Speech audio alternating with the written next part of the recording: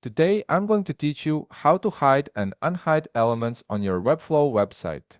This is particularly useful when you want to control which content appears on different devices or want to temporarily conceal certain elements without deleting them entirely. First, open your web browser and head over to webflow.com. Once you're there, go ahead and log in using your credentials. After signing in, you'll land on your Webflow dashboard where you can manage all your projects. Now, look at the upper right corner of the page and click on the button that says plus New Site. This will open up the site creation menu where you can start building your new website or choose from existing templates.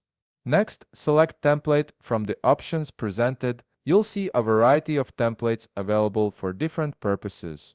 Browse through them, and once you find the specific template you want to use, simply click Select. This will add the template to your workspace and prepare it for customization. After selecting your template, you'll be prompted to enter your site's name. Type in whatever name you'd like to use for your website, then click Create Site. Webflow will now set up your site with the chosen template, and in just a moment, you'll be ready to start customizing. This process might take a few seconds as Webflow loads all the design elements and prepares your editing environment. Once your site is created and loaded, you'll be in the Webflow Designer interface. Here's where the magic happens. Click on the specific element you want to hide or unhide. This could be an image, a text block, a button, or any other component on your page. Simply click directly on it to select it. With your element selected, direct your attention to the right panel of the Designer interface. This panel contains all the properties and settings for whatever element you've chosen.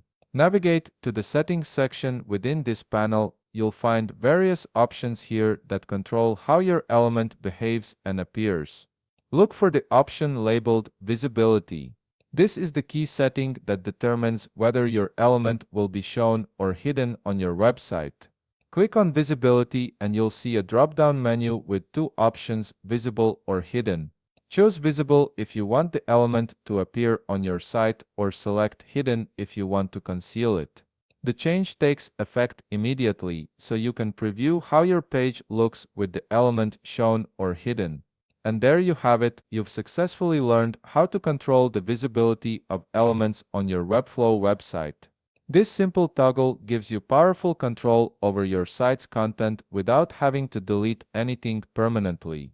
If you found this video helpful, please leave a like, subscribe, and see you in the next video.